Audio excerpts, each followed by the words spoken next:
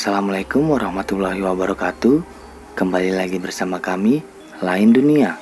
Di video kali ini saya akan menceritakan sebuah kisah misteri tentang pesugihan warung makan di Kalimantan. Kisah ini diangkat dari seorang narasumber yang dimana nama dan tempat sudah kami samarkan agar menjaga dari hal yang tidak diinginkan di kemudian hari. Tapi sebelum masuk ke ceritanya, jangan lupa ambil posisi yang paling nyaman dan bunyikan tombol lonceng notifikasinya. Dan cerita pun dimulai.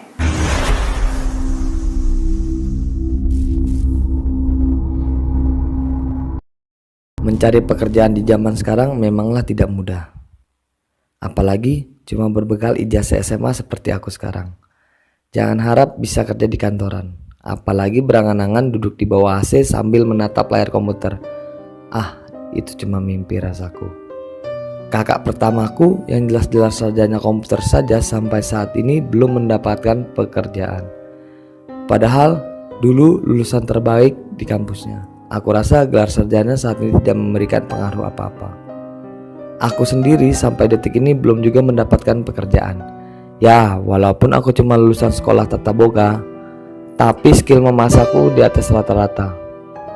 Walaupun aku seorang pria, keahlian masakku tidak kalah hebat dengan wanita-wanita di luaran sana.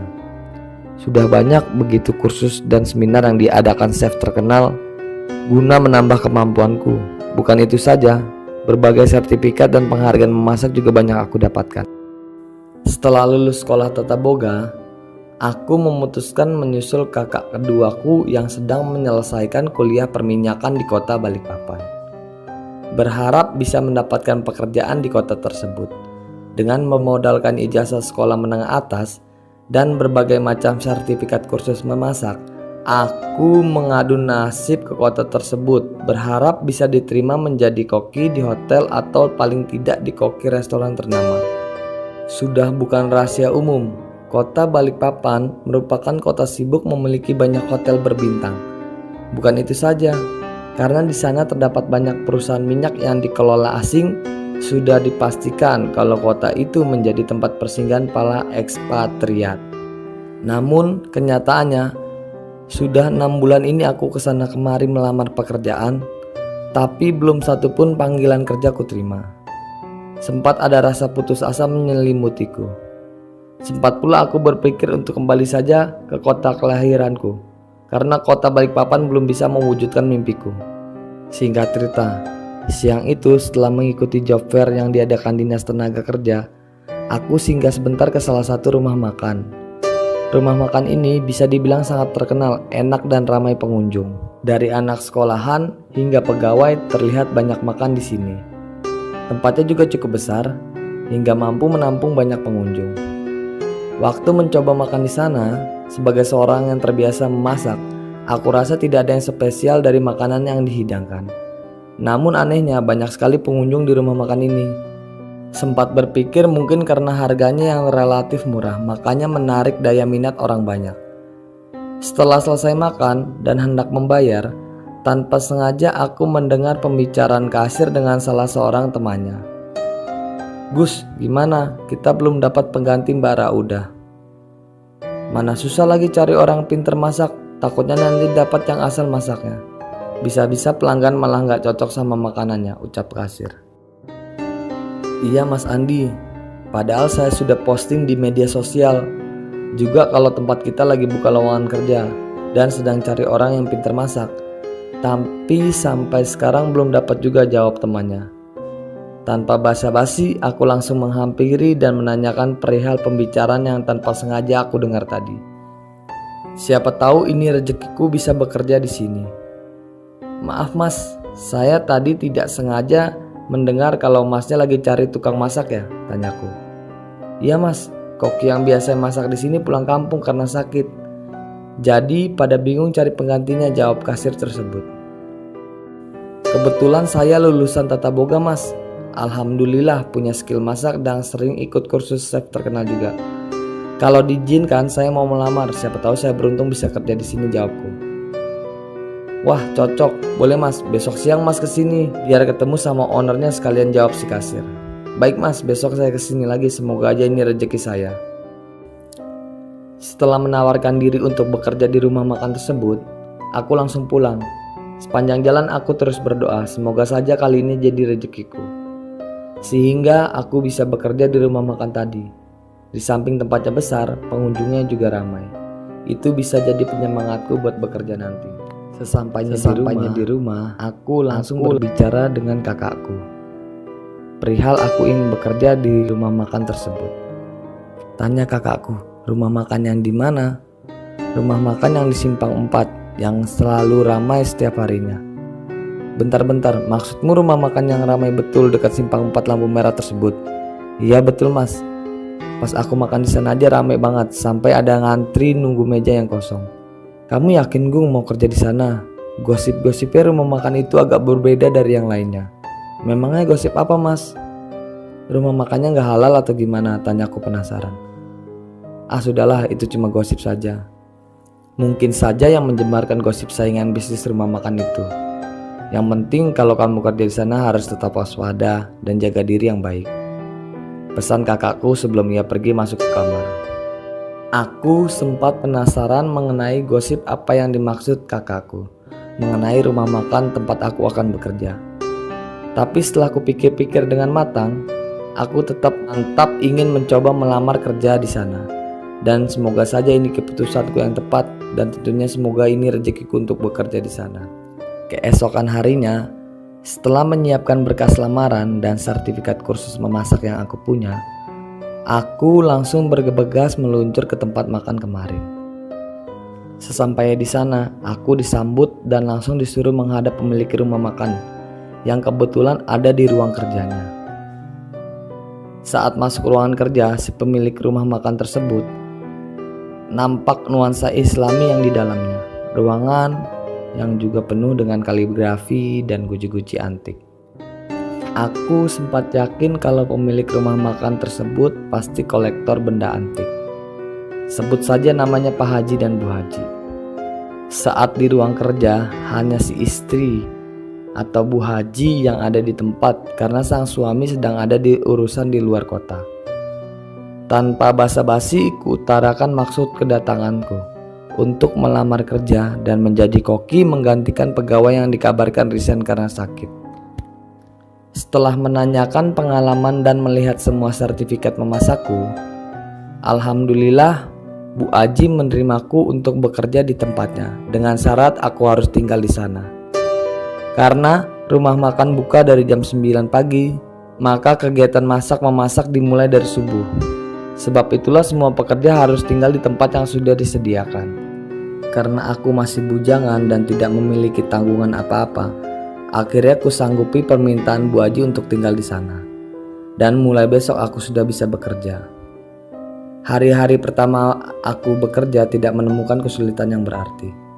Alhamdulillah, aku bisa menyesuaikan diri dengan menu masakan yang harus dihidangkan di rumah makan itu. Malahan ada beberapa pengunjung rumah makan yang bilang ke kasir kalau masakan yang sekarang cita rasanya jauh lebih enak dari sebelumnya. Namun, ada satu hal yang masih mengganjal di benakku. Di lantai 1 tak jauh dari dapur tempatku memasak, ada satu kamar yang sepertinya cukup besar dan kamar itu tidak boleh dimasuki oleh orang sembarangan. Aku pernah bertanya pada Mas Andi selaku kasir yang sudah lama bekerja di sana mengenai kamar tersebut. Akan tetapi, Mas Andi hanya mengingatkanku untuk tidak membuka pintu atau sesekali mencoba masuk kamar tersebut kalau tidak ingin dipecat oleh owner. Bukannya puas dengan jawaban Mas Andi, aku malah semakin penasaran. Aku akhirnya memberanikan diri bertanya kepada pekerja yang lain mengenai kamar tersebut. Mas Agus, sebenarnya itu kamar apa sih? Kok kita nggak boleh masuk? Tanyaku membuka pembicaraan.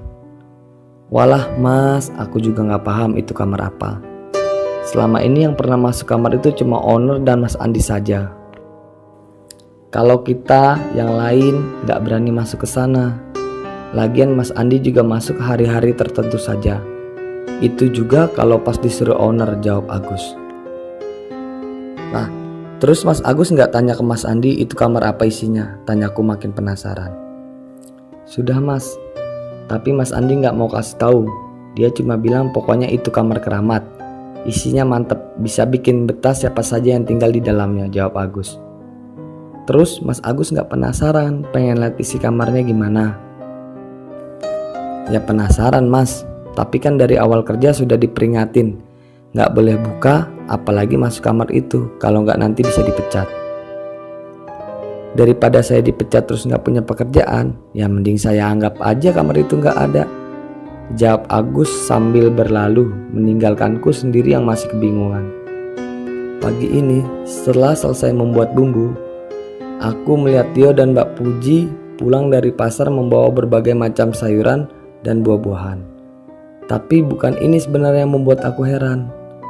Ada satu keranjang yang isinya penuh berbagai macam bunga, dari mawar, kenanga, sedap malam dan lain sebagainya. Aku yang penasaran akhirnya bertanya untuk apa bunga sebanyak itu dibeli. Tidak mungkin kan untuk dimasak? Mbak Puji, buat apa beli bunga banyak-banyak gitu? Mbak Puji mau mandi kembang ya? Tanyaku sambil bercanda. Ya biasalah, pokoknya ini pesanan Bu Aji, jawab Mbak Puji. Memang buat apa sih? Tanyaku kali ini pada Tio, yang terlihat serius sedang mencicipi buah-buahan. Benar kata Mbak Puji Mas, hehehe. Nanti Mas Agung tahu sendiri ini bunga sebenarnya buat apa, jawab Tio. Jawaban Tio dan Mbak Puji yang sekedarnya malah terkesan bercanda makin membuatku semakin penasaran. Sebenarnya untuk apa bunga sebanyak itu dibeli? Karena rasa penasaran sudah memenuhi otakku, aku kembali bertanya pada Mas Agus yang dari tadi awal memang lebih terbuka padaku. Mas Agus, itu Tio sama Mbak Puji beli bunga segitu banyak buat apa? Mau disayur, tanyaku sambil tertawa. Kan besok itu 1 suro, Gung. Bu Aji biasanya beli bunga dan buah setiap bulan sekali atau pas tanggal 1 suro. Buah sama bunga itu ditaruh di kamar dapur, jawab Mas Agus sambil menuju kamar yang ia maksud. Iya, kamar keramat yang tidak boleh dimasukin orang sembarangan. Buah sama bunga ini buat sesaji ya Mas? Atau buat apa Mas? Kalau buat malam 1 suro kan biasanya buat yang gaib-gaib, tanyaku makin penasaran. Yo, aku gak ngerti Gung. Aku juga dulu penasaran waktu awal-awal kerja. Buat apa beli bunga, buah banyak-banyak gitu? Wong yang di kamar aja buahnya gak rusak-rusak biarpun sudah 1 minggu di dalam kamar. Terus kalau sudah lama gitu buah sama bunganya dibuang atau dibiarkan saja menumpuk di kamar Mas? Biasanya dibagikan sama Bu Aji ke kita-kita, para pegawai.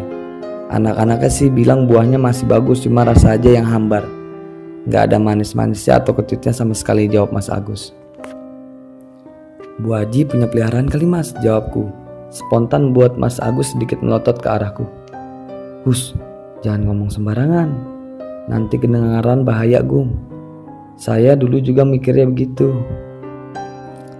Tapi ya cari aman aja lah, daripada saya kenapa-napa. Saya pura-pura gak tahu aja lah pokoknya. Kamu juga Gung, hati-hati kalau ngomong. Takutnya nanti bikin kamu susah sendiri, pesan Mas Agus seraya meninggalkanku yang masih kebingungan.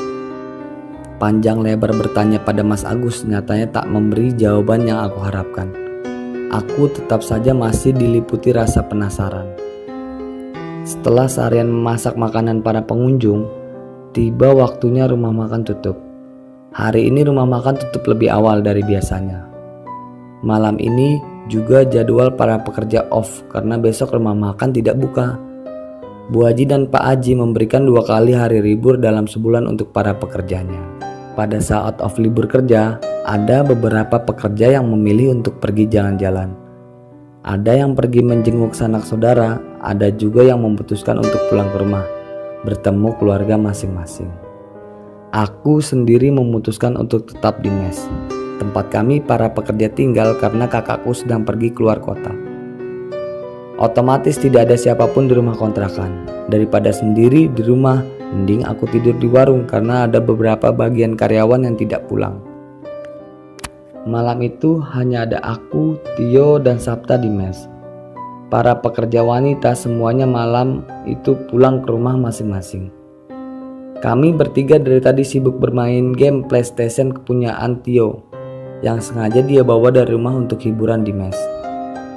Setelah puas bermain, aku memutuskan untuk turun mandi karena kamar mandi memang letaknya ada di lantai bawah. Setelah selesai mandi dan hendak kembali ke atas, tanpa sengaja aku melihat kamar keramat yang letaknya di pojok rumah itu, pintunya sedikit terbuka. Dengan penuh penasaran, pelan-pelan aku berjalan menuju kamar itu. Setibanya di depan kamar, alangkah terkejutnya aku. Terlihat dengan jelas Mas Andi ada di dalam kamar tersebut, sedang meletakkan buah dan bunga-bunga di atas meja panjang. Tak lama, Mas Andi juga menyalakan lilin yang ada di atas meja. Yang membuatku tak kalah terkejut, isi kamar itu sendiri. Ruangannya serba kuning, gorden berwarna kuning, taplak meja berwarna kuning, lalu mejanya sendiri seperti terbuat dari perunggu dan di atasnya ada tempat air berbentuk bulat yang sudah pasti berwarna kuning juga. Perlahan aku semakin mendekat dengan pintu kamar. Kulihat dengan jelas ada ranjang juga di kamar itu. Ranjang berukuran besar dilengkapi kelambu berwarna kuning. Karena takut ketahuan, pelan-pelan aku mundur meninggalkan kamar dan naik ke lantai 2. Sesampainya di kamar, kembali aku tanyakan ke teman-temanku perihal kamar yang barusan aku lihat. Kalian pernah gak sih lihat isi kamar di bawah itu apa? Sabta yang tadinya sedang asik bermain langsung menoleh ke arahku. Aku sih gak pernah tahu isinya apa. Yang aku tahu gak boleh buka, apalagi masuk ke dalam, jawab Sabta. Pasti Mas Agung mikirnya itu kayak kamar peliharaan Bapak dan Bu Haji kan? Pertanyaan Tio pas dengan apa yang aku pikirkan saat ini. Kok kamu tahu ya aku mikir begitu? Lah iya, wong dulu aku mikirnya juga begitu kok Mas. Sama persis kayak Mas Agung. Dulu waktu awal-awal kerja di sini, aku sempat heran kenapa itu kamar kayaknya keramat betul. Sampai semua pekerja gak boleh masuk ke dalamnya. Batinku, wah pasti ini ada yang gak beres. Jangan-jangan Pak Haji dan Bu Haji punya peliharaan yang ditaruh di kamar itu, cerita Tio. Apalagi setelah aku mulai kerja di sini. Ada beberapa karyawan di sini yang meninggal dunia, tapi menurutku meninggalnya nggak wajar. Sontak penjelasan Tio kali ini berhasil membuat rasa penasaranku semakin memuncak. Nggak wajar gimana maksudmu? Apa mereka meninggalnya di rumah ini? Meninggalnya sih memang bukan di rumah ini Mas, tapi kayak bergantian gitu loh. Pertama Mbak Rahmi, gak ada angin, gak ada hujan, tiba-tiba aja dia minta berhenti kerja dengan alasan orang tuanya sakit keras. Terus gak ada yang ngurus, makanya dia minta berhenti kerja karena mau ngurusin kedua orang tuanya. Lalu 3 atau 4 hari setelah kepulangan Mbak Rahmi ke kampung, malah dia yang meninggal dunia, padahal yang sakit kan orang tuanya bukan dia. Kata adiknya, Mbak Rahmi meninggal karena serangan jantung. Terus 2 bulan kemudian si Bambang meninggal dunia ketabrak truk waktu pulang ke rumah saat jadwal off kerja. Nah yang terakhir si Sinta berhenti kerja karena mau menikah. Belum sempat nikah malah meninggal juga. Kata orang tuanya tiba-tiba meninggal waktu dia lagi tidur siang di rumahnya. Kan ganjil Mas. Walau dipikir-pikir, masa sih Mas orang tidur tau-tau meninggal? Penjelasan Tio berhasil membuat bulu kuduku bergidik. Aku gak habis pikir Mas. Kenapa pekerja di sini meninggal gantian gitu? Lah aku jadi merinding. Ceritain ke Mas Agung. Nah, terus kenapa kamu tetap betah padahal tahu di sini ada yang aneh-aneh Tio terdiam sesaat mendengar pertanyaanku. Aku takut Mas nanti nasibku kayak yang lain. Nanti pas berhenti kerja bukannya tenang malah ikutan meninggal. Ngeri Mas, jadi ya tak tahan-tahanin aja. Anggap aja aku gak ngerti apa-apa blas, jawab Tio sedikit berbisik ditambah raut wajahnya yang tampak semakin serius. Aku jadi semakin antusias apa yang akan selanjutnya ia ceritakan kepadaku. Besoknya pas Mas Agus mau sholat, malamnya Sabto melihat cewek rambut panjang berdiri pas di samping jendela kamar. Kalau ceweknya diem aja gak apa-apa Mas, nah ini ceweknya malah ketawa nyaring. Makanya sekarang Mas Agus kalau sholat gak pernah di kamar lagi. Dia rela jalan sedikit di langgar depan sana daripada malamnya digangguin makhluk-makhluk gaib, tambah Tio. Terakhir Mas, pernah juga Mas Agus gak sengaja lihat genderuwo berdiri pas di depan pintu kamar keramat. Yang tadinya dia mau ke WC, yo gak jadi, malah langsung putar balik ke kamar daripada kenapa-kenapa di bawah. Mendengar teriak Tio, bukannya takut, aku malah semakin penasaran. Sebenarnya apa sih isi kamar di bawah itu sehingga begitu dikeramatkan? Apa benar Pak Haji dan Bu Haji memang punya peliharaan gaib yang taruh di sana, batinku? Hari berlalu, walaupun masih sangat penasaran, aku belum berani untuk bertanya lebih lanjut kepada Mas Andi perihal apa yang ia lakukan malam 1 Suro kemarin di kamar keramat tersebut. Apa benar ia sedang menaruh sesaji di kamar tersebut? Aku semakin bertentang ingin sekali memasuki kamar yang dikeramatkan Pak Haji dan Bu Haji itu. Siapa tahu setelah masuk aku mendapatkan jawaban yang selama ini aku cari. Hari ini rumah makan kebanjiran pengunjung. Dari pagi sampai siang tidak ada henti-hentinya. Pengunjung keluar masuk untuk makan. Salah satunya yaitu rombongan peserta MTQ yang hendak bertolak ke Samarinda. Aku sendiri sampai kewalahan memasak makanan yang mereka pesan. Setelah selesai memasak semua pesanan makanan pengunjung, aku memutuskan untuk istirahat makan siang bergantian dengan temanku yang lain. Saat sedang asik merokok di parkiran rumah makan, aku melihat ada seorang pria yang berperawakan seperti santri atau mungkin juga seorang ustadz. Sedari tadi dipaksa temannya untuk masuk dan ikut menyantap makan siang. Ia terlihat enggan dan selalu menolak untuk bergabung dengan teman-teman lainnya yang sudah terlebih dahulu masuk ke dalam rumah makan. Karena penasaran, aku menghampiri pria itu. Dalam hati aku sempat berpikir, mungkin si pria tidak cocok dengan masakan yang dihidangkan, sehingga ia tidak mau masuk untuk ikut makan. "Pak, kok gak ikut masuk ke dalam sama-sama teman lainnya?" tanyaku seraya mengambil posisi duduk di sampingnya. "Gak apa-apa Mas, saya di sini aja nungguin mereka sampai selesai." "Memangnya kenapa Pak? Bapaknya lagi puasa? Atau memang kurang suka sama masakan di rumah makan ini?" tanyaku sekarang dengan raut sedikit penasaran.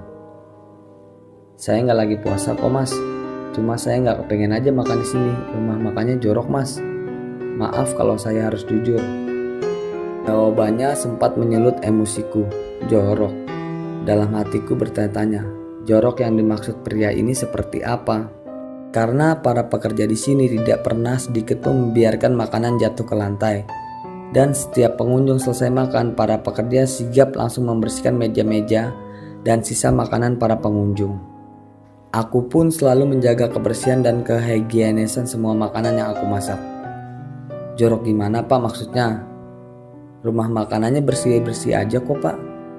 Dapurnya juga bersih kan, kelihatan dari luar, ucapku mencoba meyakinkannya. "Mas coba lihat, itu piring makanannya lagi dijilatin sama jin Mas," ucapnya sambil menunjuk ke arah tumpukan piring di dalam rumah makan. Sontak aku terkaget mendengar pernyataan pria tadi. Jin sedang menjilati piring makan. Yang benar saja, mana aja jin siang-siang begini, pikirku. Pasti pria ini cuma mengada-ngada saja. Kalau sampai dijilatin jin itu kan jorok Mas. Bayangin aja kita pakai barang bekas liur jin. Bekas liur manusia aja kita nggak mau Mas, apalagi ini bekas jin. Lagian kalau rumah makan ada jinnya pasti pakai penglaris toh.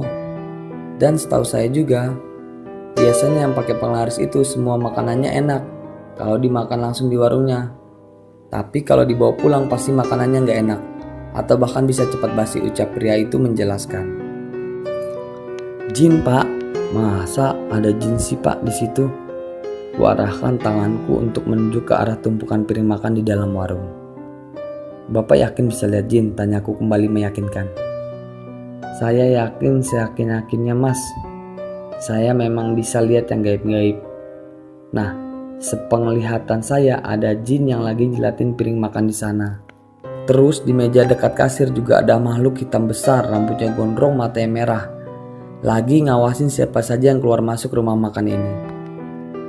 Mendengar penjelasan pria tadi, aku langsung merinding. Bayangkan saja, siang-siang begini, makhluk tak kasat mata itu bukannya tidur mempersiapkan diri untuk berkeliaran di malam hari, malah terlihat sibuk lalu lalang di dalam warung tempatku bekerja. Tapi penjelasan pria tadi seperti menjawab rasa penasaranku selama ini. Berarti kecurigaanku mengenai peliharaan Pak Haji dan Bu Haji benar adanya.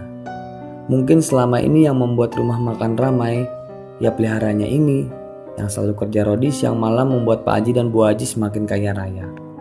"Mas, sudah lama kerja di sini?" tanya orang itu. "Enggak mas, saya belum genap sebulan di sini." "Memangnya kenapa ya mas?" "Hati-hati aja ya mas. Tempat yang usaha pakai penglaris gini biasanya kalau bukan anak si pemilik, ya pekerjanya yang dijadiin tumbal sama empunya yang peliharaan." Aku menelan ludah kasar. Aku sebenarnya juga takut kalau aku yang target tumbal berikutnya.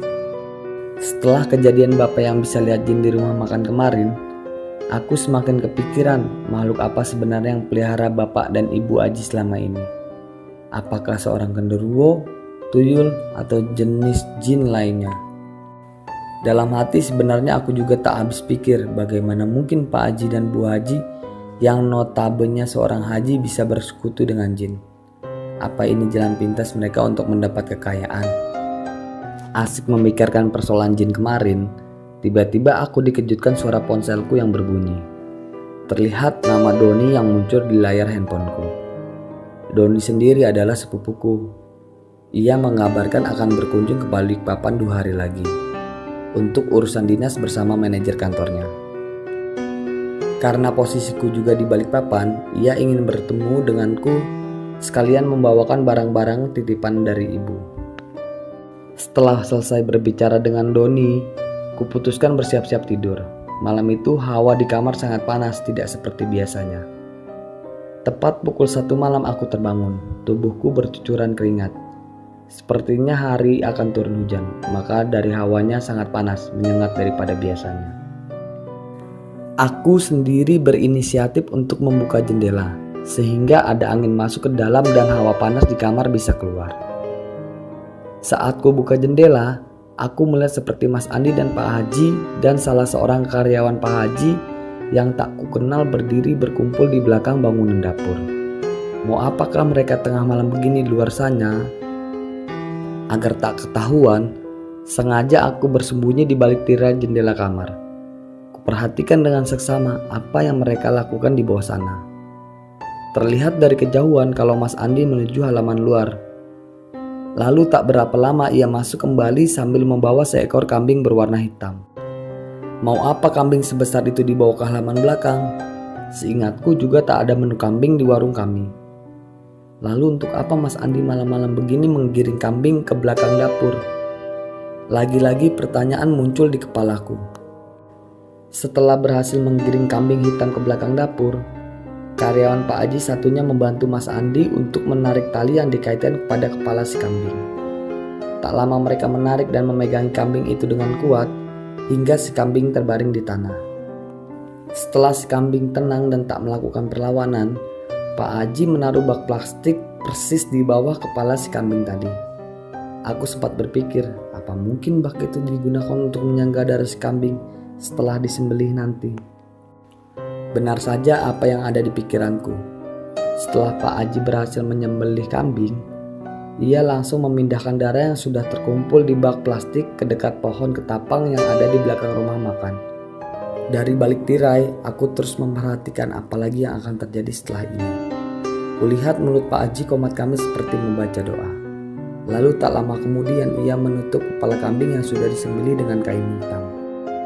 Setelah menunggu sekitar 15 menit, Mas Andi membuka kain hitam tersebut.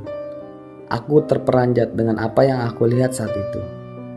Kepala kambing yang semula utuh berubah menjadi tulang belulang saja. Darah yang ada di dalam bak tadi juga sudah tidak ada. Lalu kemana perginya daging dan darah yang ada dipersiapkan Pak Haji sebelumnya? Ini bukan sulap, ini pasti ada yang gak beres di sini. Yang membuatku tak kalah terkejutnya, di balik rangka kepala kambing yang disembelih tadi, kulihat ada banyak uang seperti pecahan 100 ribuan, tersusun sangat rapi. Uangnya masih begitu kencang seperti uang yang baru saja diambil dari bank. Berarti benar dugaanku selama ini kalau Pak Haji memang bersekutu dengan jin pesugihan. Kalau dipikir dengan akal sehat, bagaimana mungkin bisa tiba-tiba ada uang sebanyak itu kalau bukan makhluk gaib yang membawakannya? Ini jelas-jelas aneh dan gak masuk akal. Pak Haji memang benar-benar mendapatkan bantuan dari bangsa jin, pikirku. Masih asik memperhatikan gerak-gerik Pak Haji yang lain di bawah. Tiba-tiba aku mencium seperti bau bunga melati di sekitar jendela kamar. Semakin lama baunya semakin tercium tajam. Padahal tidak ada tanaman bunga di halaman belakang mes atau rumah makan. Karena merinding, aku memutuskan untuk menutup jendela dan melanjutkan tidur. Baru saja hendak menutup jendela, aku dikejutkan dengan kehadiran sosok wanita berbaju merah terbang seperti hendak menghampiriku. Sontak aku terkejut. Sepenglihatanku, wajah wanita itu hancur penuh darah. Ia juga melambai-lambai ke arahku sambil tertawa.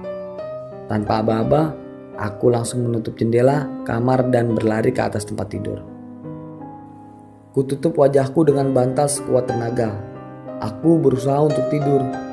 Saat sedang berusaha untuk tidur, aku kembali mendengar suara tangisan dan sesekali seperti suara tawa seorang wanita. Makin lama suaranya makin terdengar sangat dekat. Mungkin saja itu suara makhluk yang mau menghampiriku di jendela tadi. Perasaanku campur aduk malam itu. Kubaca semua doa yang ku tahu hingga aku tertidur dengan sendirinya. Esok harinya, saat selesai sarapan, kulihat teman-teman di warung ramai berkumpul seperti sedang menceritakan sesuatu. Aku memang yang selalu penasaran mencoba bertanya apa yang sedang terjadi. Kenapa kok kayaknya ramai betul, tanyaku penasaran. Ini loh Gung, anak-anak kaget dapat berita kalau Harry meninggal dunia tadi malam, jawab Mas Agus. Harry siapa, tanyaku kembali. Walah, lupa kamu ya, pasti gak kenal sama Harry. Harry itu pegawai di sini.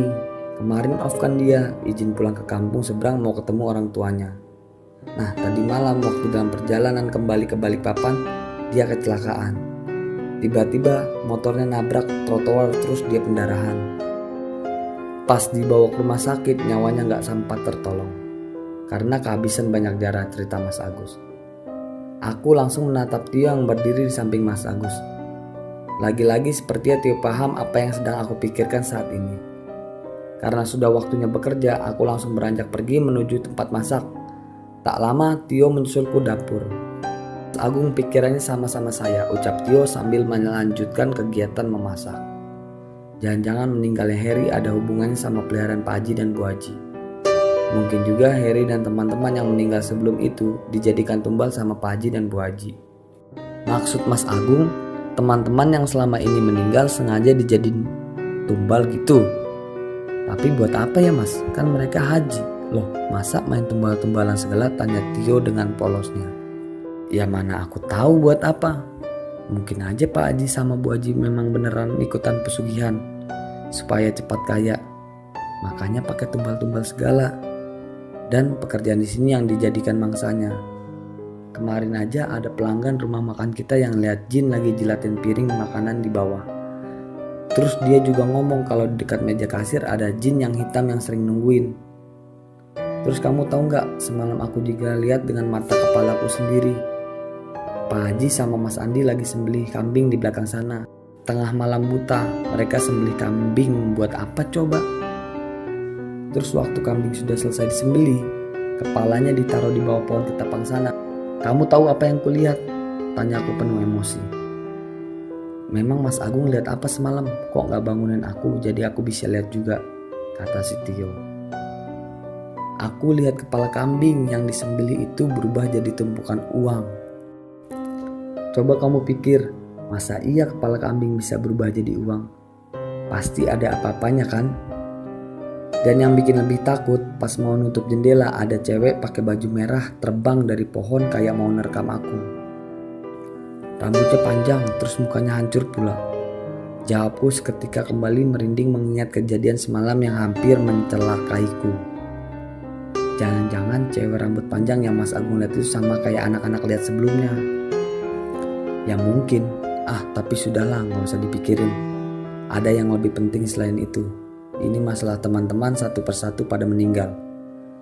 Kalau begini terus semuanya bisa habis dijadikan tumbal buat jin peliharaannya Pak Haji.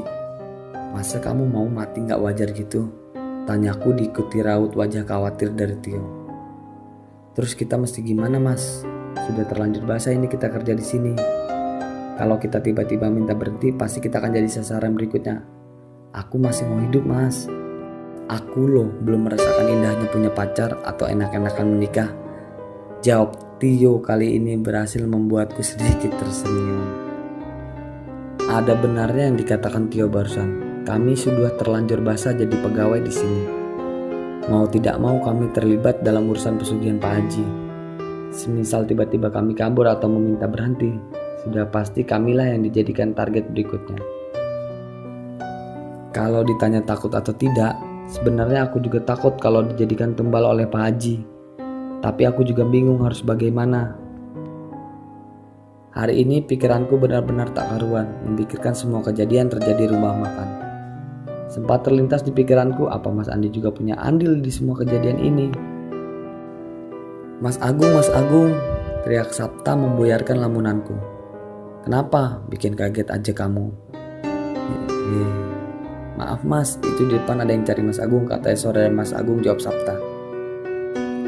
Ku intip dari jendela siapa yang mencariku sepagi ini. Setelah ku cek ternyata Doni yang mampir ke rumah makan bersama temannya. Aku langsung ke depan menghampiri Doni. Aku kira gak jadi mampir ke sini. Habisnya gak ada telepon atau SMS dulu buat kabarin ucapku. Buru-buru tadi Gung, untung saja sopir taksi tahu tempat kerjamu ini, jawab Doni. Ya pas tahu, rumah makan ini terkenal jadi semua orang pasti tahu, jawabku sedikit bangga. Oh iya, kalian mau sekalian makan? Tenang aja tak traktir. Lagian ini aku yang masak kok, tawarku pada Doni. Wah boleh, mumpung gratis juga Gung. Lagian di sini ramai banget, ya pasti masakanmu enak. Makanya banyak yang berkunjung buat makan, ucap Doni. Alah bisa aja. Ya udah pilih aja mau makan apa nanti dibuatkan. Oh iya, ada toilet enggak Gung? Aku dari tadi kebelat mau ke kamar kecil. Ada, dari sini lurus saja, terus dekat pintu itu sebelah kanan nanti ada tulisan toilet di pintunya, ucapku sambil menjelaskan. Setelah 5 menit pergi ke toilet, Doni langsung menghampiriku yang masih setia menunggunya di meja makan. Gung, makanannya sudah kamu pesanin belum? Tanya Doni. Ya belum, kan kamu belum milih mau makan yang mana. Jadi mau makan terus minum apa? Biar langsung aku buatkan, tanya pada Doni. Gak usah Gung, aku gak jadi makan, nanti gampang. Aku beli makanan dekat hotel, jawab Doni. Loh, memangnya kenapa? Mau kembali ke hotel sekarang? Baru juga sampai. Kok tiba-tiba jadi buru-buru gini? Tanyaku penasaran melihat raut wajah Doni yang mulai tak enak. Gung, kamu kerja di sini udah berapa lama sih? Ada guratan serius dan penuh tanya yang Doni pancarkan dari wajahnya. Belum lama, baru juga mau 2 bulanan, jawabku. Terus kamu tahu kalau di sini rumah makannya pakai penglaris atau pesugihan gitu? Aku mulai menyadari kemana arah pembicaraan Doni kali ini. Maksudnya, kamu tahu nggak tadi pas aku di toilet lewat dapur terus sengaja aku lihat banyak penunggu rumah makan ini yang lagi jilatin sayuran di meja situ. Kamu harus tahu juga salah satu penunggu yang mukanya maaf penuh luka, kotoran dan nanah. Lukanya itu netes-netes ke makanan yang dimasak. Itu yang bikin aku jijik mau makan di sini Gung, ucap Doni menjelaskan. Aku menepuk jidatku. Aku benar-benar lupa kalau Doni memang punya kemampuan melihat makhluk gaib sedari kecil. Mendengar penjelasan Doni mengenai penunggu dapur, seketika perutku merasa mual. Sama seperti Doni, aku pun merasa jijik kalau tahu makanan yang aku makan ternyata sudah dimacam-macami sama makhluk lain. Terus kamu lihat apa lagi Don? Sebenarnya aku juga sudah ngerasa ada yang aneh sama rumah makan ini. Gak cuma kamu yang ngomong soal penunggu yang terlihat di dapur itu. Kemarin juga ada pengunjung yang bisa lihat. Asal kamu tahu saja, para pekerja di sini juga pada meninggal bergantian beberapa bulan terakhir ini, ceritaku. Jangan-jangan mereka dijadikan tumbal sama bos kamu Gung, lanjut Doni. Sama, pikiranku juga sama denganmu. Aku sebenarnya pengen berhenti dari kemarin, tapi aku takut. Aku takut kalau aku yang bakal dijadikan mangsa berikutnya. Kamu ke ustadz saja minta tolong buat di pagar gaib atau apa gitu biar gak diganggu sama peliharaannya bos kamu Gung. Daripada kamu kenapa-napa, kamu mau apa mati konyol di sini, saran Doni. Iya juga sih, omongan kamu ada benarnya juga. Ya udah, nanti aku cari tahu dulu di mana Ustadz yang bisa kasih pagar gaib buat jaga-jaga balasku. Ucapan Doni mengenai pagar gaib ada benar juga menurutku. Siapa tahu kalau sudah di pagar gaib, aku dan teman-teman yang lain bisa selamat dari gangguan makhluk gaib yang ada di warung.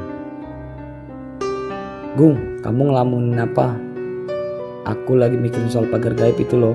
Di sini aku merantau, jadi ya nggak tahu di mana harus mencari pertolongan. Ya kamu banyakin sholat sama ngaji aja Gung, biar nggak diganggu sama peliharaan bos kamu, saran Doni. Yo aku sih sholat, terus cuman nggak pernah sholat di mes sekarang. Setiap mau sholat pasti jalan kaki jauh dulu ke langgar depan sana. Pengen aja sholat di mes tapi serem juga. Takut nanti digangguin kayak salah satu pekerja yang tempo hari pernah sholat di kamar, jawabku menjelaskan. Ngapain takut Gung? Kalau kita takut ya mereka semakin ganggu. Kalau takut terus kapan bisa ngelawannya? Kamu enak tinggal ngomong aja. Lah ini aku tempo hari beneran diganggu sama mereka. Takut sih enggak. Coba tapi kalau muka makhluk rusak-rusak yang ngeri juga, jawabku. Yang ngerti itu artinya takut Gung. Gimana sih kamu?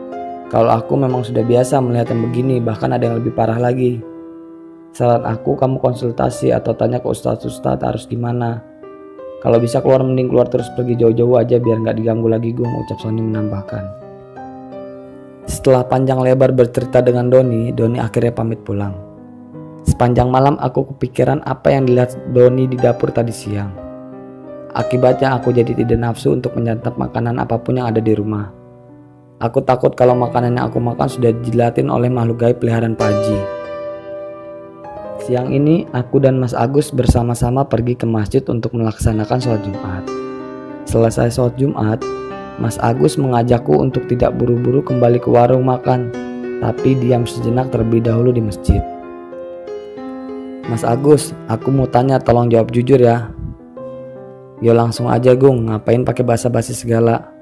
Mas Agus tahu nggak sih sebenarnya rumah makan tempat kita kerja itu pakai penglaris atau pesugihan gitu?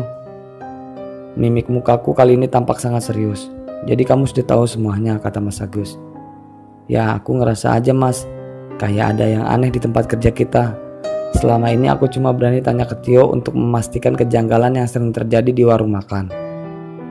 Yang kamu pikirkan itu sama kok Gung, sama yang ada di pikiran saya sebelumnya. Dan semua pekerja lama juga pada tahu kalau Pak Haji dan Bu Haji memang ikut pesugihan. Makanya punya kamar keramat segala macem. Cuma ya kami nggak ada yang berani komentar. Memangnya sejak kapan Mas Pak Haji menjalani praktik pesugihan ini?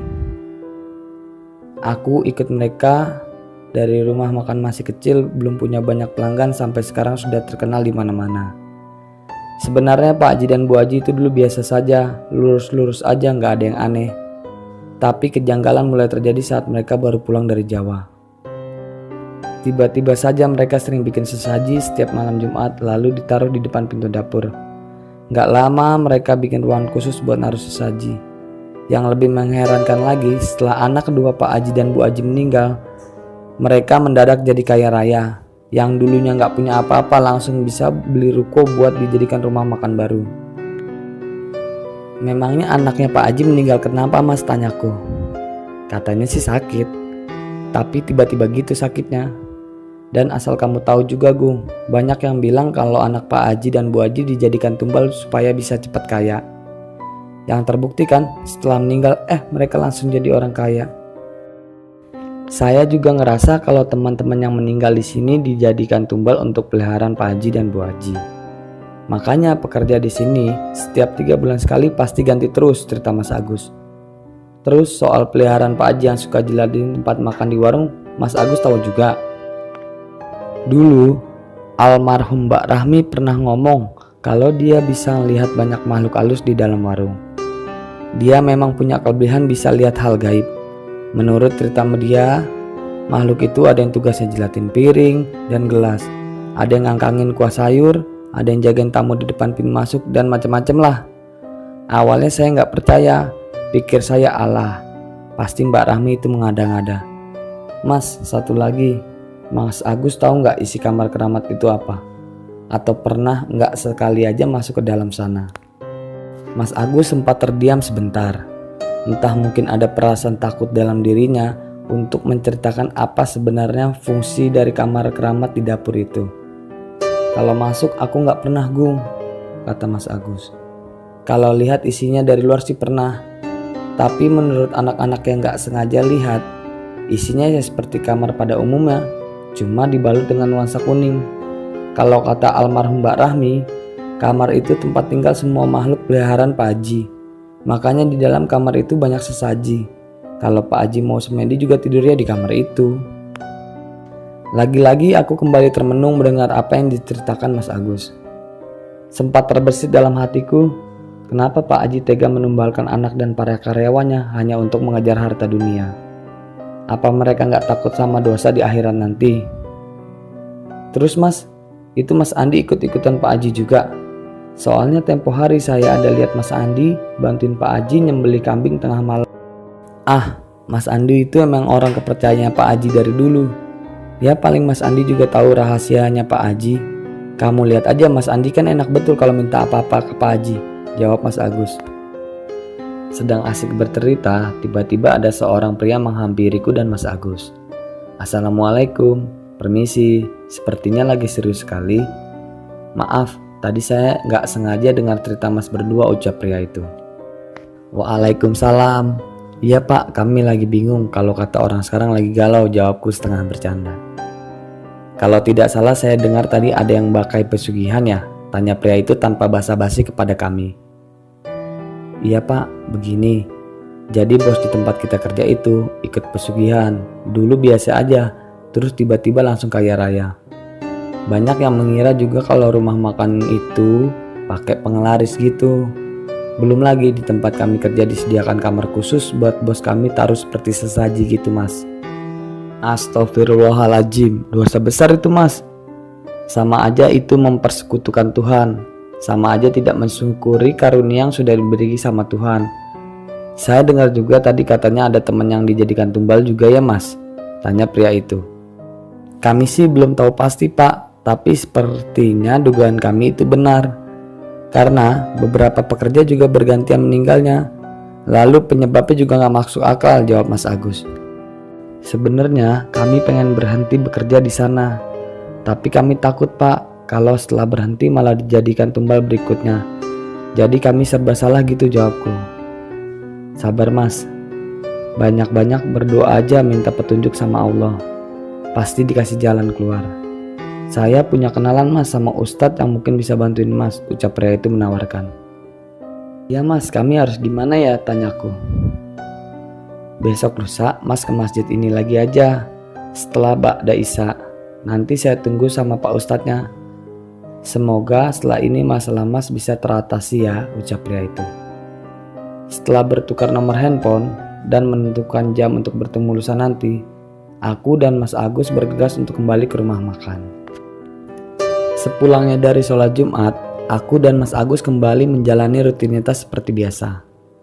Hingga malam harinya setelah selesai mandi dan keluar makan malam, aku, Mas Agus, dan Tio kembali ke kamar. Masih dengan topik yang sama, kami saling bertukar pikiran bagaimana caranya agar bisa berhenti segera mungkin dari warung makan ini. Kami harus gerak cepat sebelum kami yang dijadikan sasaran tumbal. Tiba-tiba terdengar suara jendela kamar seperti dilempar sesuatu dari luar.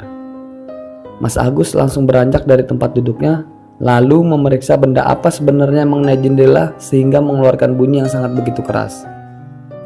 Saat jendela dibuka, Mas Agus mengisyaratkan kalau tidak terdapat apa-apa di luar. Aku yang penasaran ikut menghampiri Mas Agus, lalu mengamati keluar jendela. Namun sama seperti Mas Agus sebelumnya, aku juga tak melihat apa-apa. Tapi ada yang aneh. Saat kami mencium bau amis yang sangat menyengat. Mas, nyium gak? Tanyaku berbisik sambil melirik tajam ke arah Mas Agus. Iya, bau amis kan maksudmu? Mas Agus seperti paham kemana arah tujuan pertanyaanku. Semakin lama, bau amis tadi semakin tercium tajam di hidung. Saat Mas Agus hendak menutup jendela, tiba-tiba muncul sesosok kepala yang terbang di antara daun jendela. Bayangkan saja kepala manusia dengan lidah menjulur dan usus yang terburai menggantung ke sana kemari. Aku yang shock langsung berteriak karena kaget dengan apa yang aku lihat.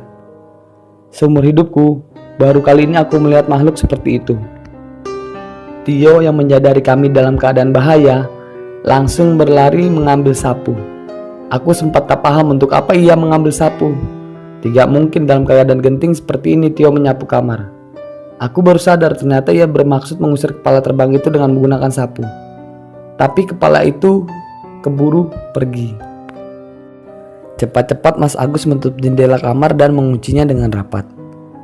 Belum lama Mas Agus menutup jendela, terdengar kembali suara jendela seperti diketuk dari luar. Makin lama, ketukannya makin terdengar nyaring. Tio langsung menghampiri jendela sambil membawa sapu di tangannya. Saat jendela dibuka, lagi-lagi tidak ditemukan siapapun di luar sana. Setelah keadaan mulai tenang, kami kembali diteror. Kali ini terdengar seperti suara orang yang sedang menangis dari luar kamar.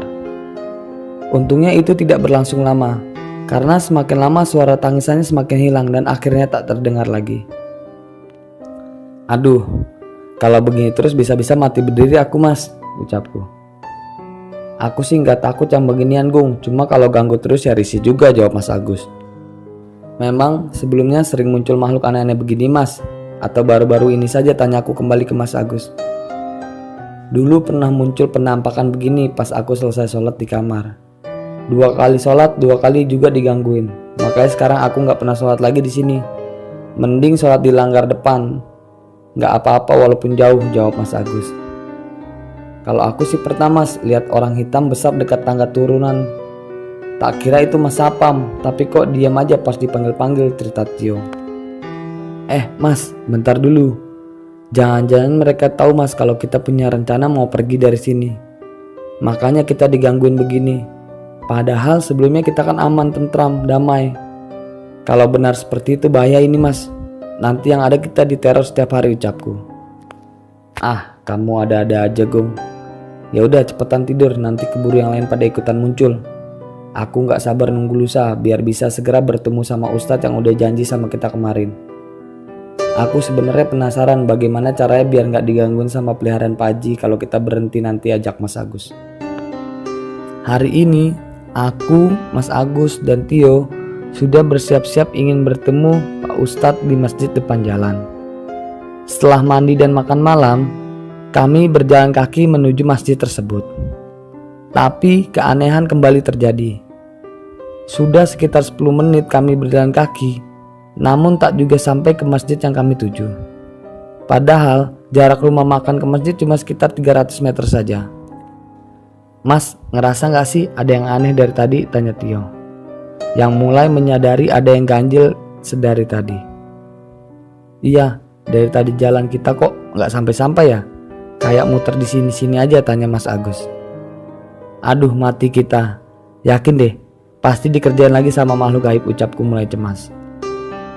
Aku beristighfar dalam hati berharap ini cepat selesai. Kalau tidak, sudah dipastikan kami bisa tua di jalan. Dari tadi nggak sampai-sampai. Kulirik Tio, dia sibuk menoleh ke kanan ke kiri. Kulihat Mas Agus sedang sibuk mencari sesuatu di saku celana. Setelah kuperhatikan, ternyata Mas Agus sedang mencari rokok. Setelah dapat, ia langsung menyalakannya. Mas Agus kok sempat-sempatnya ngerokok sih? Kan kita dalam keadaan genting sekarang. Kamu diem aja. Aku ingat kata orang tuaku. Orang zaman dulu kalau diganggu makhluk halus harus nyalakan api atau rokok. Pasti gak bakal diganggu lagi, Mas Agus menjelaskan. Walah mas, gak ada hubungannya api sama mengusir setan, ucapku meremehkan. Setelah Mas Agus menghisap dan menghabiskan 1 puntung rokok, apa yang ia ceritakan sebelumnya benar terbukti. Kami akhirnya bisa sampai ke masjid yang berada di depan jalan. Dari halaman masjid sudah terlihat Pak Ustadz yang sebelumnya janjian untuk bertemu dengan kami hari ini. Assalamualaikum Pak Ustadz, maaf udah bikin nunggu lama, ucapku. Waalaikumsalam. Iya gak apa-apa mas, silakan duduk. Sebenarnya sih kami udah dari tadi berangkatnya Pak, tapi hampir 20 menit jalan kaki gak sampai-sampai. Kayaknya kami dikerjain makhluk halus lagi, ucap Tio. Iya, memang sampean-sampean ini dikerjain. Itu yang ngerjain lagi nungguin kalian di luar sambil mondar-mandir, jawab Pak Ustadz. Tapi kami semua tak satu pun melihat sosok yang ia maksud. Ya Allah, Nggak bisa pulang ini kita kalau sudah ditungguin di luar begitu. Gimana ini Mas Agus? Masa malam ini kita tidur di masjid? Aku mulai panik mengingat saat pergi saja kami sudah diganggu, apalagi saat pulang nanti. Memangnya yang gangguin kami kali ini siapa Pak Ustadz? Tanya Tio mulai penasaran. Biasa Mas, makhluk halus yang badannya gede terus kulitnya hitam. Pasti ngerti maksud saya itu, jawab Pak Ustadz sambil tersenyum. Walah, Pak Ustadz gak usah dilanjutin lagi. Saya paham yang Pak Ustadz maksud itu siapa. Pasti genderuwo yang nungguin di luar. Sudah, tenang saja kata Pak Ustadz. Kalau kalian takut nanti saya temanin kalian pulang bertiga. Insya Allah kalian bisa sampai di rumah dalam keadaan selamat. Oh iya, saya sudah dengar permasalahan kalian dari teman saya. Jadi bos kalian ikut pesugihan dan tumbal-tumbal segala macam gitu ya, tanya Pak Ustadz. Iya Pak, jadi kami mesti gimana ya? Kami sudah gak betah kerja dan tinggal di sana. Tapi kalau berhenti, kami takut dijadikan tumbal berikutnya. Kali ini Mas Agus yang ambil bagian menjelaskan pada Pak Ustadz. Hidup dan mati itu hanya hak Allah Mas. Kenapa harus takut sama makhluk ciptaan Allah? Semakin kalian takut, mereka senang ganggu. Lagian orang yang pakai pesugihan gak lama masanya Mas. Terus meninggalnya juga bakal susah matinya. Ya mudahan aja bosnya Mas cepat-cepat sadar terus mau tobat. Jadi kami mesti gimana Pak Ustadz? Ya paling tidak gak diganggu lagi sama mereka setelah berhenti kerja, tanyaku. Mudah aja Mas, kata Pak Ustadz. Yang pertama, Mas semua harus rajin sholat dan rajin mendekatkan diri sama Allah. Gak boleh bosan minta perlindungan sama Allah. Insya Allah Mas semua pasti selamat, jawab Pak Ustadz singkat. Ah, masa cuma begitu saja Pak Ustadz? Apa gak ada cara signifikan yang harus dilakukan supaya nyawa kami gak terancam? Ucapku. Seperti diberi pagar gaib, jimat atau melakukan ritual yang bisa membuat kami jadi terlindungi. Aku sempat gerutu dalam hati. Karena aku merasa solusi yang diberikan Pak Ustadz sepertinya tidak efektif. Kok diam aja Mas, tanya Pak Ustadz. Masnya ragu. Pertanyaan Pak Ustadz tiba-tiba menyadarkanku dari lamunan. Saya tahu, pasti Mas mikir masa iya hanya dengan sholat dan menyerahkan diri saja sama Allah semuanya bisa selesai. Gini Mas, mulai besok Mas bisa ikutin cara yang saya ajarin. Jadi setiap Mas masuk kamar atau tutup jendela, biasakan baca minimal bismillah. Syukur-syukur kalau Mas semua hafal ayat kursi. Perbanyak ngaji surat Al-Baqarah. Dan yang terakhir, kalau malam ini kalian sempat, siramkan air yang saya kasih ini ke seluruh ruangan rumah tempat tinggal kalian. Ucap Pak Ustadz sembari memberikan sebotol air mineral kemasan besar kepada kami. Ini air apa Pak Ustadz, tanyaku. Itu air yang biasa sudah saya campur daun bidara dan sudah saya bacakan surat untuk meruqyah rumah. Insya Allah setelah disiramkan seluruh ruangan di rumah gak ada lagi yang bakal ganggu Mas semua. Pak Ustadz, satu lagi. Jadi kami beneran gak perlu jimat, bakar kemenyan atau pagar gaib untuk melindungi diri kami dari gangguan makhluk halus yang ada di rumah, tanya aku meyakinkan.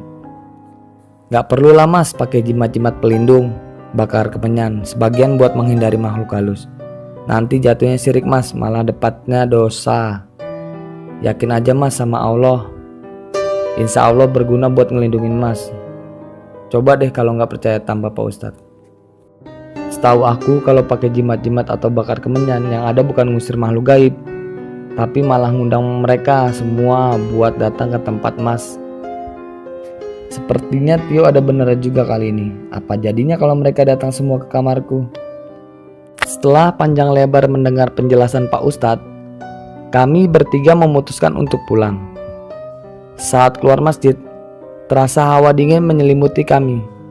Sepanjang jalan pulang kami bertiga hanya diam, tak banyak bicara. Berbeda pada saat kami berangkat tadi. Sampai pada saat Mas Agus menyadari ada sosok wanita tengah mengikuti kami. Kok merinding ya Mas, bisikku pada Mas Agus. Ya gimana gak merinding? Masa kamu gak lihat itu di atas pohon beringin ada siapa? Mas Agus memajukan bibirnya seperti memberi isyarat ada Mbak Kunti di sana. Terus kita mesti gimana Mas, tanyaku. Ya sudah, kita baca surat-surat pendek aja yang kalian hafal. Sesampainya di warung, kami bertiga langsung bergegas naik ke kamar. Selesai mengganti baju dan bersiap untuk tidur, Mas Agus malah sibuk mengajakku dan Tio untuk menyiramkan air yang diberikan Pak Ustadz sebelumnya. Aku, Mas Agus, dan Tio langsung keluar kamar dan menyiram serta menyisiri tiap sudut ruangan, memastikan tidak ada satupun tempat yang terlewatkan. Setelah menemani Mas Agus dan Tio menyirami seluruh bagian warung dengan air pemberian Pak Ustadz, tiba saatnya kami bersiap kembali naik ke lantai atas. Baru saja ingin melangkah menuju tangga, kami melihat Mas Andi masuk dari arah belakang menuju kamar keramat. Kami langsung sembunyi di balik meja agar Mas Andi tak menyadari keberadaan kami, yang jelas-jelas sedang mengintip kegiatan apa yang sedang dilakukannya.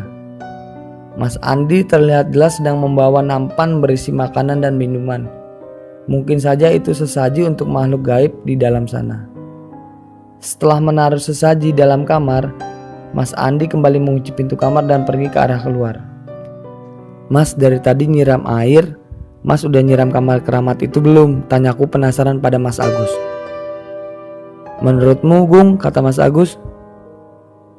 Mas kok nanya balik? Ya aku nggak tahu Mas, kan kata Pak Ustadz harus disiram semua ruangan tanpa terkecuali. Ya belum lah Gung, gimana caranya mau nyiram kalau kamarnya dikunci, jawab Mas Agus. Gimana kalau kita curi saja kuncinya? Kan kuncinya biasanya digantung di ruangan tengah situ Mas, ucapku seraya menunjuk tempat yang dimaksud. Ya udah aku saja Mas yang ambil kuncinya. Tio pun melangkahkan kakinya menuju ruangan tengah tempat di mana kunci kamar itu diletakkan. Aku dan Mas Agus menunggu Tio dari balik meja warung. Melihat Tio sudah memasuki ruangan tengah, tak menunggu waktu lama akhirnya Tio kembali sambil membawa kunci yang dimaksud. Soal buka-membuka kamar, aku serahin ke Mas Agus aja ya. Jangan suruh aku yang buka, aku takut. Mas Agus meraih kunci kamar yang diserahkan Tio kepadanya. Pelan-pelan ia mencoba membuka kunci kamar yang dikeramatkan oleh Pak Haji. Dengan sekali tarikan akhirnya pintu berhasil dibuka. Namun naas saat pintu sudah terbuka, kami dikejutkan dengan kehadiran 3 genderuwo yang berdiri tegak di depan kami. Rambut gondrong, mata merah, kulit hitam legam, dan jangan lupa taring yang panjang, menyiratkan kalau mereka siap menerkam kami. Aku yang memang penakut memutuskan lari duluan tanpa menunggu aba-aba dari yang lainnya. Dan akhirnya diikuti Tio dan Mas Agus di belakang. Jantungku serasa mau copot, ucap Tio. Telat dikit aja kayaknya kita bakal dimakan sama mereka, sahutku pada Tio yang terlihat masih mengatur napas. Aku nyerah Mas, nyerah, jawabku. Kalau Mas Agus mau kembali ke sana buat nyiramin airnya, aku gak ikutan, sahutku. Kita pikirkan besok saja gimana caranya nyiramin air dari Pak Ustadz ini. Sisa kamar itu saja yang belum kita siram. Yaudah, ayo kita masuk kamar. Badanku sudah sakit semua dari tadi dikejar sama makhluk halus.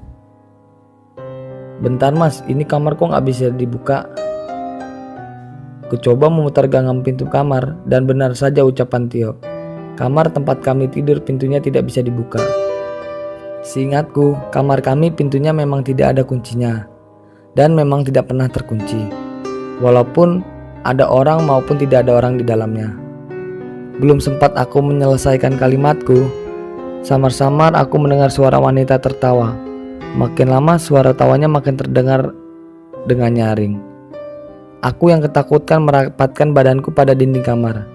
Benar saja, belum sampai hitungan detik, lagi-lagi Mbak Kunti menampakkan dirinya persis di samping gudang yang berseberangan pas dengan kamar kami. Mbak Kunti itu tertawa menyeringai, matanya melotot ke arahku. Mas Agus mau kemana Mas? Tiba-tiba saja Mas Agus berlari ke arah lantai bawah. Apa Mas Agus takut sehingga lari meninggalkan aku dan Tio berdua di depan kamar? Aku saling tatapan dengan Tio, ku isyaratkan agar Tio tidak meninggalkanku seperti Mas Agus barusan. Tak lama Tio dengan beraninya membaca surat-surat pendek Al-Quran yang dia hafal dengan nyaring dan lantang. Tapi apa yang terjadi? Mbak Kunti bukannya pergi malah tertawa mengolok kami. Semakin lama tawanya semakin menjadi-jadi. Kami hampir menyerah dengan semua cara yang sudah kami coba. hingga terlihat Mas Agus datang kembali dari arah bawah dan langsung menyiramkan air ke arah Mbak Kunti yang masih setia berdiri depan pintu. Tak lama terdengar suara erangan disertai asap. Setelah itu Mbak Kunti hilang dari hadapan kami. Dan anehnya pintu kamar yang tadinya terkunci seketika terbuka dengan sendirinya. Oh iya Mas, aku ya penasaran, itu air apa yang sampean siram ke Mbak Kunti tadi, tanya Tio penasaran. Ini loh air yang dikasih Pak Ustadz. Waktu kita lari setelah lihat genderuwo itu, aku nggak sengaja jatuhin botolnya di bawah.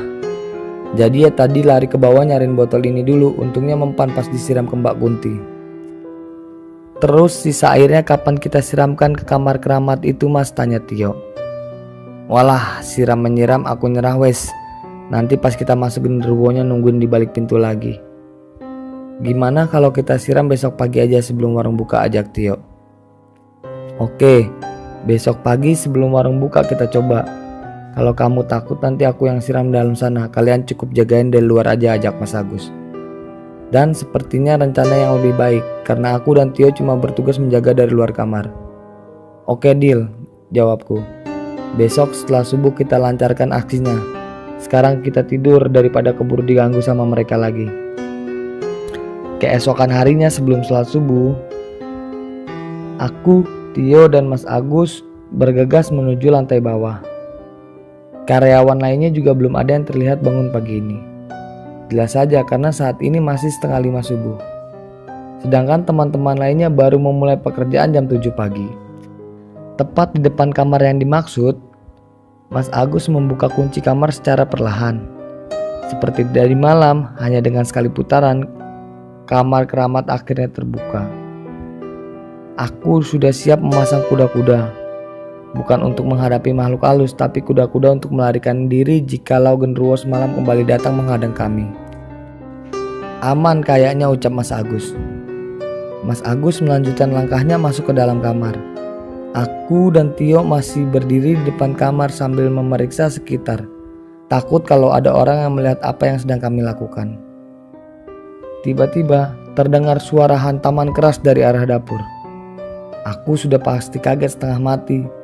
Malah sudah bersiap-siap untuk melarikan diri. Sampai Tio memastikan dari mana suara itu berasal.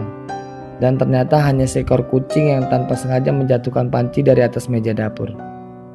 Aku lega bukan main. Kira Mbak Kunti atau genderuwo kembali menyelancarkan aksi untuk meneror kami.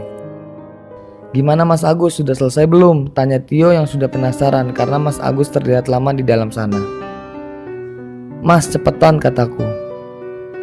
Baru saja kami berinisiatif untuk menyusul Mas Agus sudah keluar disertai senyum yang lebar.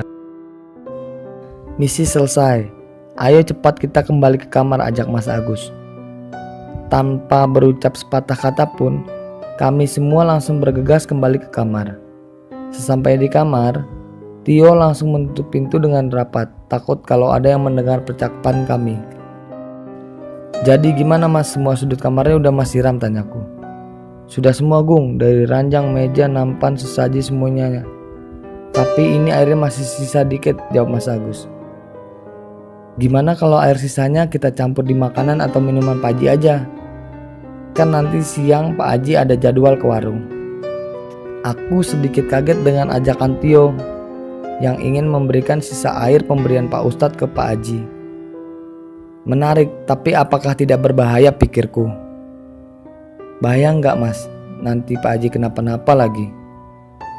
Ini kan air putih biasa Gung. Cuma bedanya ini air udah diruqyah sama Pak Ustadz. Jadi gak mungkin berbahaya, wong gak ada racunnya, jawab Mas Agus. Ada benarnya kata Mas Agus dan Tio. Ini kan cuma air putih biasa, jadi gak mungkin membahayakan. Lagi pula aku juga penasaran efek apa yang akan ditimbulkan setelah Pak Haji memakan atau meminum air yang sudah dicampurkan air ruqyah ini. Setelah itu, kami pun bergegas kembali ke kamar dan beristirahat sambil menunggu rumah makan buka dan Pak Haji datang untuk kunjungan ke rumah makan. Singkat cerita, rumah makan buka jam 10 pagi. Kami beraktivitas seperti biasanya. Sekitar jam 11 pagi, Pak Haji sampai di rumah makan. Kami pun bertiga merencanakan gimana caranya untuk mencampurkan air dari Pak Ustadz ke makanan atau minuman Pak Haji. Karena Mas Agus orang paling lama bekerja di antara kita bertiga, Mas Agus punya ide bagaimana kalau kita campurkan di kopinya Pak Haji saja. Kami pun bertiga sepakat dan Mas Agus mendapatkan tugas membuatkan kopi ke Pak Haji. Selang beberapa lama Pak Haji minta dibuatkan kopi. Lalu dibuatkanlah kopi dan diantarkan ke meja Pak Haji. Kami pun bertiga melihat dari kejauhan Pak Haji meminum kopi tersebut. Saat itu pun belum terjadi reaksi apa-apa. Waktu menunjukkan jam 12, saatnya jam makan siang. Tamu pun mulai banyak yang berdatangan, aktivitas seperti biasanya, dan kami mulai sibuk melayani dan menyiapkan pesanan mereka. Di saat kami sedang di dapur, tiba-tiba terdengar suara teriakan dari salah satu tamu. "Ini makanan apa?" Kemudian kami menghampiri tamu yang berteriak tadi dan bertanya kepada tamu tersebut, "Kenapa Pak? Ada yang bisa dibantu?" Pengunjung tersebut bukannya menjawab tetapi malah membanting piring makanannya. Kami pun bertambah panik. Dan pengunjung tersebut berkata, "Ini makanan apa? Kok baunya amis darah dan bau busuk?" Tidak lama kami langsung memanggil Pak Haji. Dan Pak Haji pun bergegas mendatangi tamu tersebut. Yang membuat kami dan para pengunjung tambah terkejut adalah kami dan pengunjung melihat Pak Haji berubah sosoknya jadi menyeramkan dengan wajah yang hancur dan penuh darah serta mengeluarkan bau busuk yang sangat menyengat. Sontak para pengunjung pun berlarian meninggalkan rumah makan. Dimulai dari kejadian itu, rumah makan menjadi sepi pengunjung dan kami pun tidak pernah diganggu oleh makhluk peliharaan Pak Haji. Dan tidak perlu waktu lama, rumah makan menjadi bangkrut. Kami bertiga, saya, Agus, dan Tio mengundurkan diri, diikuti dengan karyawan lainnya, terkecuali Mas Andi yang masih setia kepada Pak Haji. Setelah 1 minggu keluar kerja, kami mendapatkan kabar buruk bahwa Mas Andi meninggal dunia karena kecelakaan di depan rumah makan. Dan kemudian Pak Haji Bu Haji menjadi gila. Itulah akhir cerita dari pesugihan rumah makan. Semoga kita semua bisa mengambil hikmah dan pembelajaran dari cerita tersebut. Akhir kata, Assalamualaikum warahmatullahi wabarakatuh.